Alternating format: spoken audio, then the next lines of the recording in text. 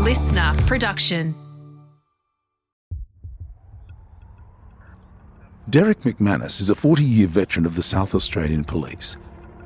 After joining the force in 1976, he moved up the ranks and was eventually selected for the exclusive STAR Group, an elite tactical special operations unit that took on some of the state's most intense cases. In May 1994, Derrick was involved in a 40-hour-long raid. In this week's Rewind episode, Derrick tells Brent Sanders how an arrest warrant turned into what would become South Australia's largest siege, and the offender firing over 2,500 rounds in 40 hours, and how he managed to survive against all odds. We were driving down one of the main roads in the area, went past a hotel. There was a dirt car park alongside the hotel, and that's where a whole heap of semi-trailers used to park in this dirt car park. But there was a car between the semi-trailers. My partner and I both said, "That's odd. Let's go and take a look at that." So we drove up to the car, and as we drove up, we saw the interior light on, and we've gone, okay, people in the car.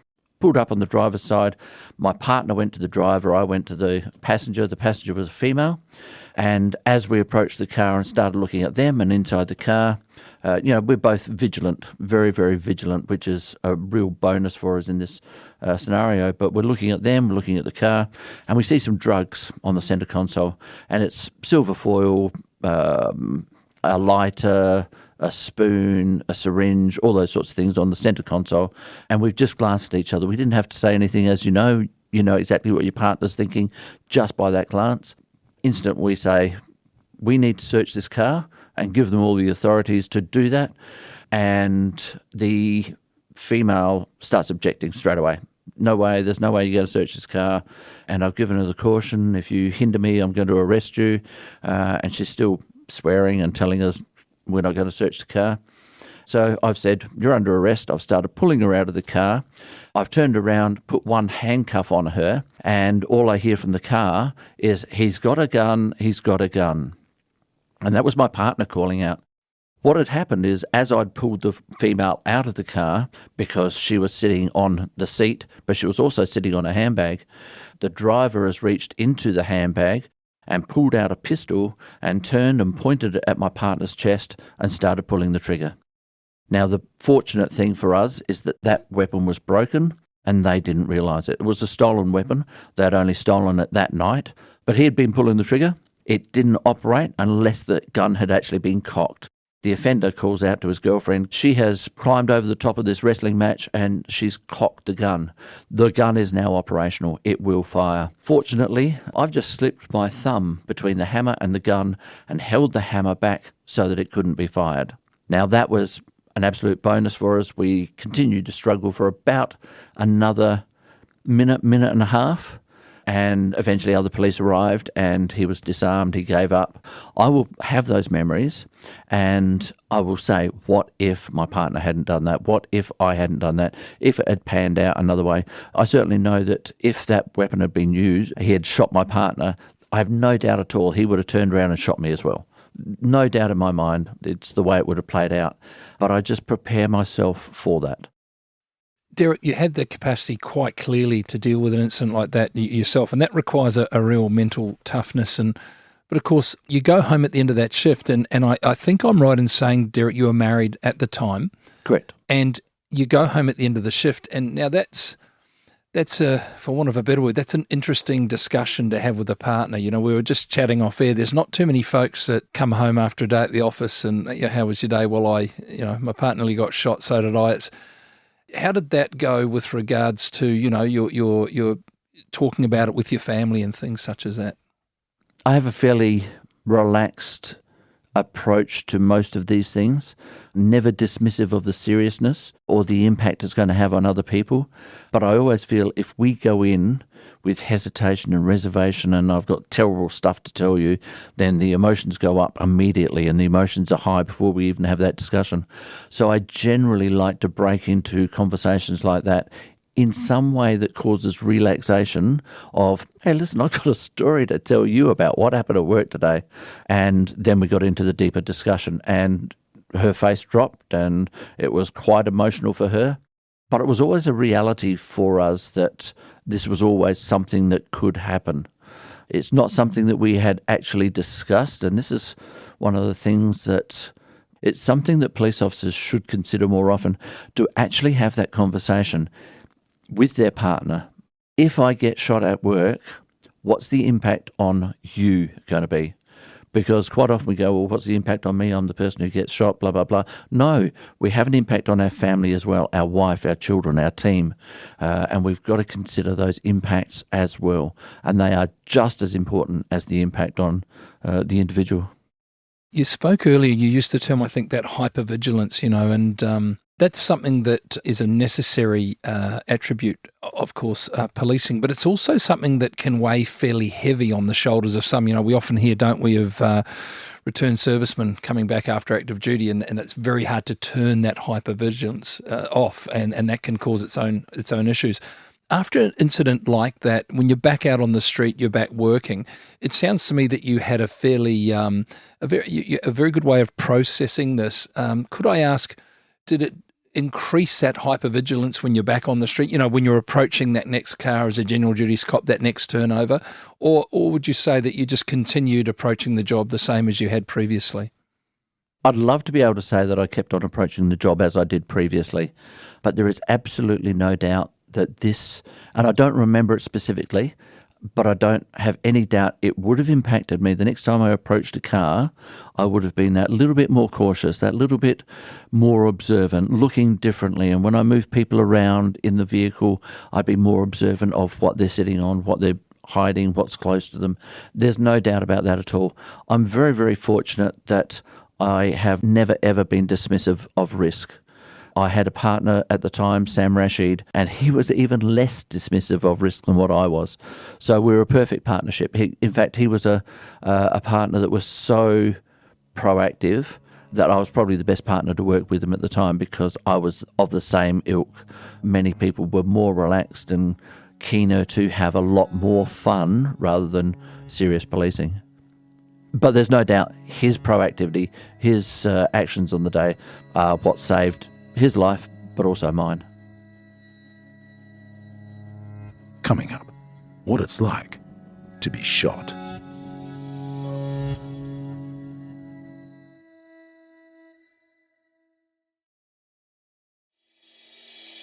Now, Derrick, let's just fast forward to a couple of years to around 1989. You were selected to become a member of a pretty prestigious group within the South Australian Police, the STAR Group, which is the Special Task and Rescue Group.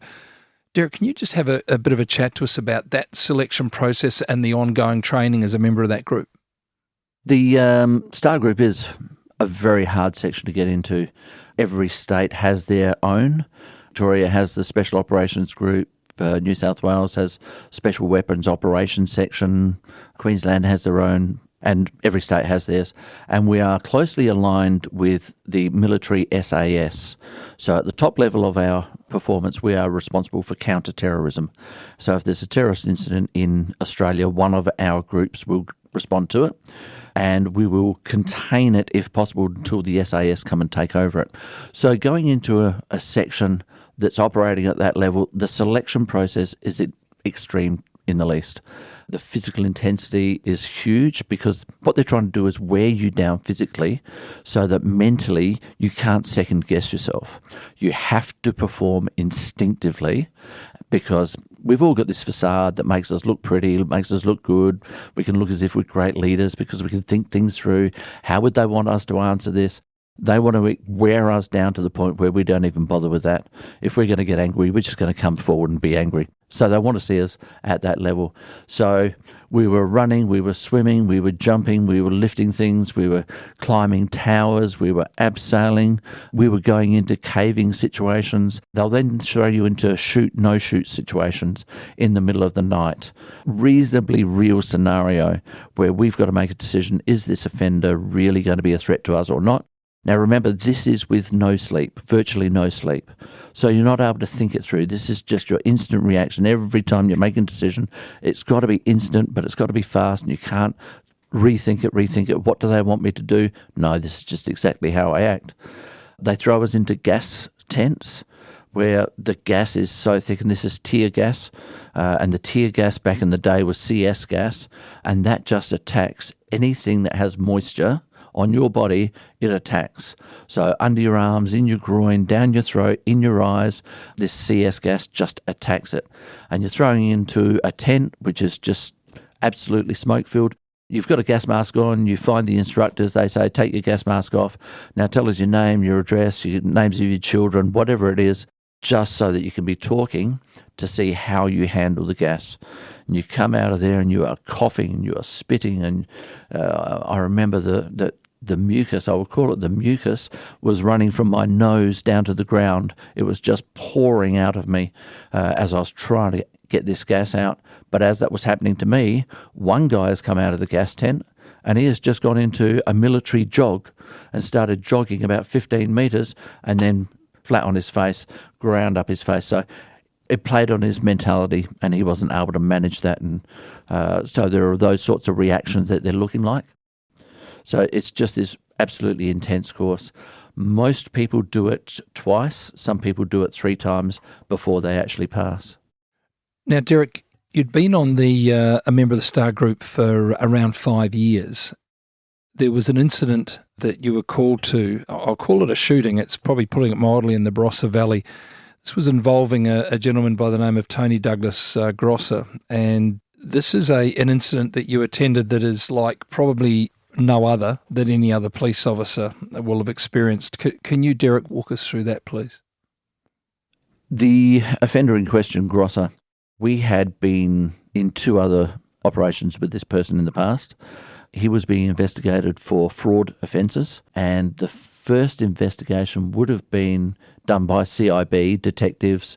Rang him up and said, hey, listen, we want to talk to you about the fraud matters. Come on into the police station. He's gone, no, I'm not coming into the police station. They said, okay, well, we'll come out to see you. And he said, any copper who comes to my house is going to get shot. So the detectives called Star Group, and on that first job, he was living on a rural property, fairly large. So we did a crawl at midnight, under fences, over fences where we needed to, and we positioned ourselves at windows and doors to listen if he was preparing weapons or was going to be any kind of threat as police walked up the driveway to his house. He didn't do anything. Police knocked on the door and he's gone, oh, what's all this about? No, I was only joking. You shouldn't have taken that seriously. But obviously we did take it seriously. Any threats to shoot anybody, let alone police officers, are always taken seriously. We took his weapons off of him. We took his firearms license off of him.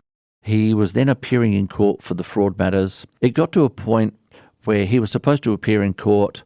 His partner has rung the court and said, Tony can't come to court today because he's in the Nuruyupta hospital. The only problem with that scenario is there is no Nuruyupta hospital, right? So we had a hint that they may be telling some lies.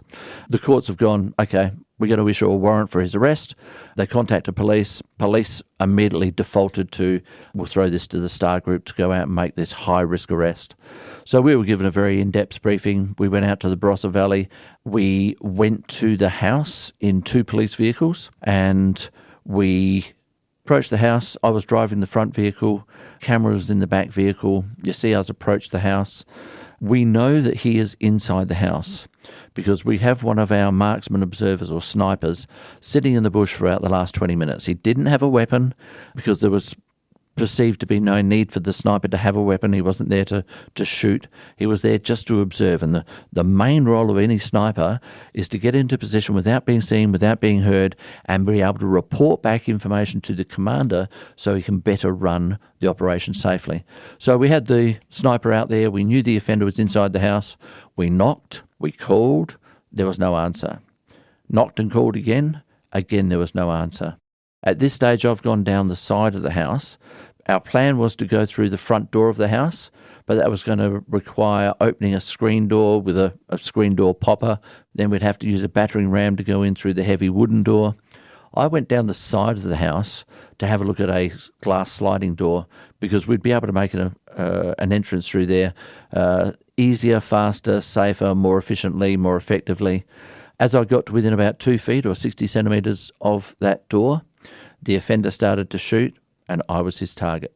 He was using an SKK, Chinese military assault weapon. It's the weapon that the Chinese use when they go to war. The bullets fired are the same the Chinese use when they go to war. It was a 7.62 or 308 round. He fired 18 times in less than 5 seconds, and he hit me 14 times. When he started shooting, I just had absolute no idea what was happening to me. I just suddenly started falling to the ground. But halfway to the ground, I looked at that glass sliding door and I saw those small round holes. Hadn't been there just a moment before. Then I heard the sound of gunfire somewhere behind that. Still hadn't felt any pain or impact, but I'd rationalised small round holes, sound of gunfire, me falling irrationally. I must be falling because I'm getting shot. I've fallen to the ground, my feet pointing in the direction of where the bullets are coming from, my head facing away. And while I'm lying here is when those 2 bullets hit my left thigh. Like he is still firing at me as I'm lying on the ground. When those 2 bullets hit, time slowed right down. And the first one hit and it was like a sledgehammer just pounding into my thigh. No pain, but I definitely felt the impact. And then the shockwave from that impact went up through my body, all the way to the top of my head, my body writhing on the ground and lifting off. And then that shockwave came back down as my body settled back down to the ground. And then I felt the individual impact of the second bullet. And again, it's that sledgehammer just slamming into me and the shockwave going up, shockwave back coming back down. I knew I needed to fire back. I already had my pistol in my hand, but before I pulled the trigger on that first bullet, I went through a thought process. And my thought process was, I'm going to pull the trigger on this bullet and it's going to travel in the direction of where the bullets are coming from. But I'm firing back along the length of my body, and at the other end of my body are my feet. And when you're lying on your back, which way do your feet point?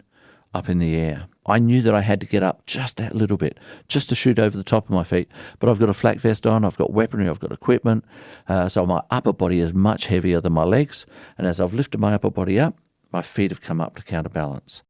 I knew that as soon as the body gets physically injured, the shock is going to take over and blood is going to be rerouted away from the frontal cortex of our brain, where we do our higher level thinking, we do our problem solving, we do our creativity. It's not going to get completely drained, but it gets drained enough that it doesn't operate properly. The blood goes to the essential organs for fight and flight, panic. And I knew that I needed to control that shock and get the blood flowing back into the brain, so that I could do that higher level thinking, the problem solving, the creativity in the midst of it. There was one bullet went through my left forearm, broke the radius in 2 places, severed the radial artery, and so I was lying on the ground for 3 hours after this with a severed radial artery. In my right wrist, there was a piece of shrapnel. That piece of shrapnel severed the ulnar artery. Fortunately, that piece of shrapnel stayed in the artery and blocked it, and it didn't bleed. But the radial artery in the left forearm was just completely open and able to bleed for the entire 3 hours that I was lying on the ground. Now, anybody with a bit of a medical first aid background realises if you sever an artery, it generally means you're dead within 2 to 3 minutes if you don't treat it. We don't know exactly why, but that artery went into fibrillation, so the ends just closed off for whatever reason, but on their own accord. It was still bleeding, but not as an arterial flow. So very, very fortunate there. There were 2 bullets that went into my stomach. I was wearing what we know as a flak vest. They stop a certain type of bullet. These bullets went straight through the flak vest and lodged in my stomach. I lost 30 centimetres of small intestine, 15 centimetres of large intestine. There were 2 bullets that hit my left thigh. These 2 bullets seemed to take 30 seconds to hit me. They're the last 2 to hit me, and time slowed down. One bullet went right through my Achilles tendon on the right-hand side and took out 80% of the thickness of the Achilles, leaving 20% for me to be able to move around or do whatever I needed to do on 20% of an Achilles tendon. A bullet or bit of shrapnel went in behind my right knee, needed 6 stitches, and there were 3 bullets that hit me that didn't penetrate. One of them hit the ceramic plate on my chest. Now, this ceramic plate weighs 7 kilos. It's rated to be able to stop this sort of weapon, and people say, well, why don't you have ceramic plates all over you? This plate weighed 7 kilos, so we can't have those all over our body. I had one on my chest and one on my back. That took a direct hit. That hit was right over the heart-lung area, so if it wasn't that for that ceramic plate stopping that bullet, it would have been a very different story. And I'm told that when you get hit in the ceramic plate, it's like being hit with a sledgehammer. The bruising, the impact, the pain behind it is just that intense.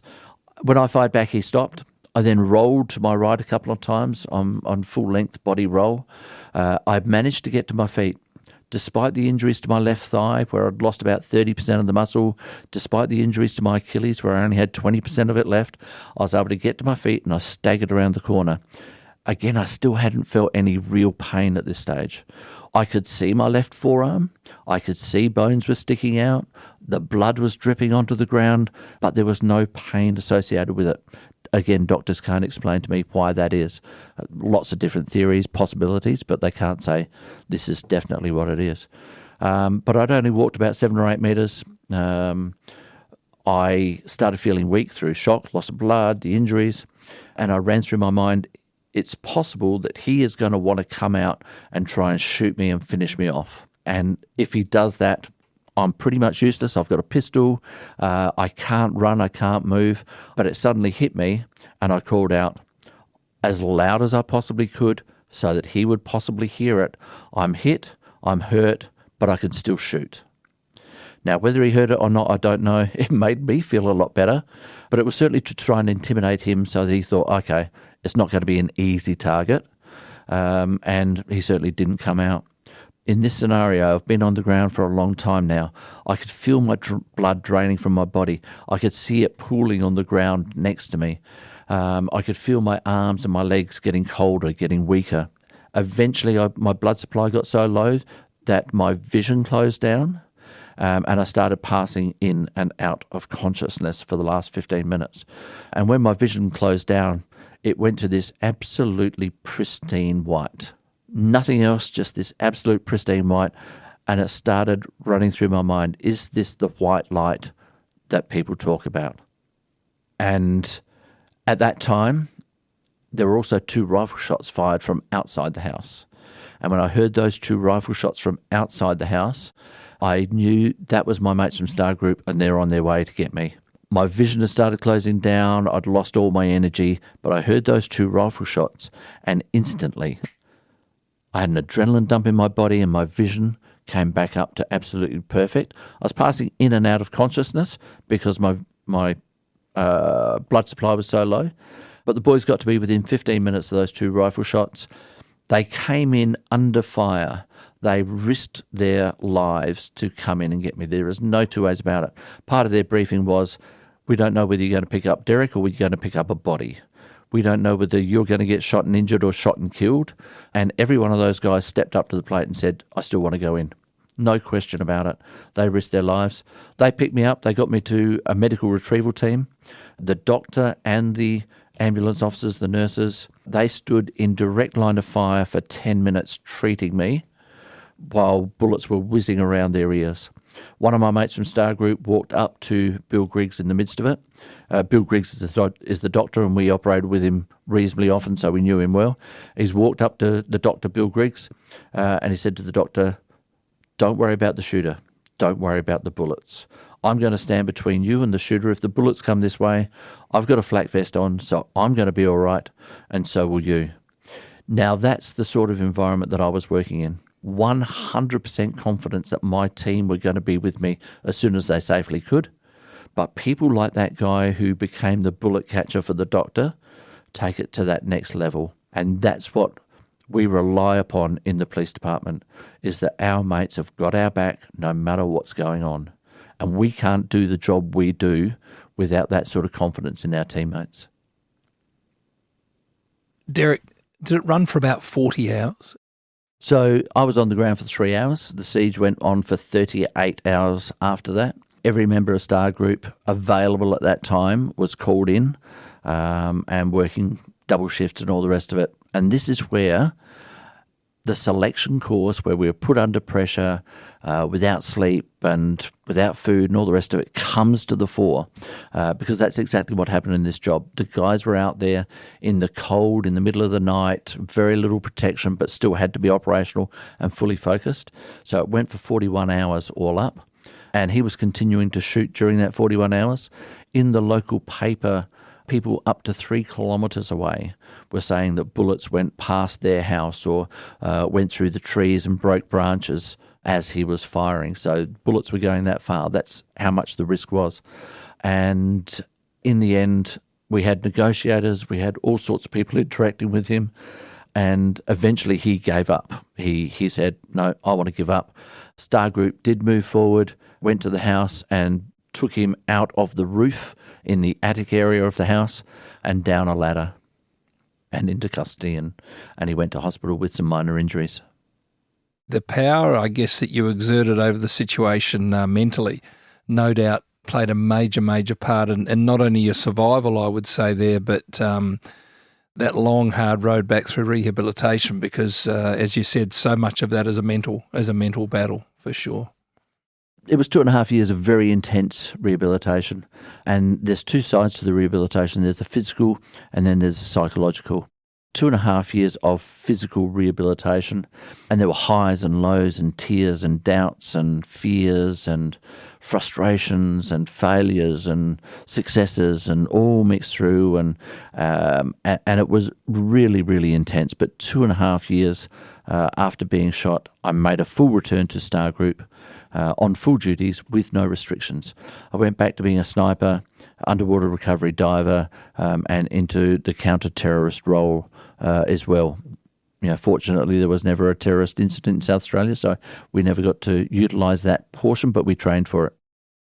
Derrick, if we can fast forward to 2006, around about this time, just prior to this, you'd got a promotion to sergeant, back, I think, operationally general duties. But 2006, you decided to take a fairly decent break away from the police to focus on family and other things. Can you just walk us through that, Derrick? Yeah, I got the promotion, general duties, to be a sergeant, supervising teams, and absolutely loved it. But I had a situation with my son. I had now separated from my wife by this time, and I just went to the police department and said, hey, listen, I need to go part-time so that I can look after my son. And they said, yeah, okay, well, you can go part-time. You find yourself a part-time position. And I've gone, well, hang on, don't you know where the part-time positions are? And they've gone, no, you have to be able to find that position, apply for that position, and if you're lucky enough to get it, then you'll be able to take time off and do a part-time job. And I've gone, that process is going to take too long, it's too hard. And so I said, my son is the most important thing to me. I'm just going to take a 12-month break from work, leave without pay, and just go and look after my son and make sure he's going to be all right. That 12-month break turned into a 4-year break. My son needed me, and it's the best move I've ever made. My son was in a position where he could have gone one way or another. He's always been a good kid, but I knew I needed to spend more time with him. So I took 3 years leave without pay, and then I took 12 months long service leave at half pay, and I was away from the police department for 4 years. It's the best thing ever. The bond between my son and I, what he is doing with his life now, was set up during that period. And I went back to the police department after the 4 years, but I still needed to look after Josh, and I was already running my speaking business, my training business, and so I was able to use that to supplement a wage. So I went back 2 days a week, so 0.4, and absolutely loved it. But I went down to the police academy to be able to operate at 2 days a week.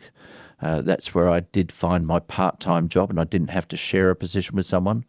And I absolutely loved that down at the police academy as well. It was the opportunity to, again, pass on to people some operational experience.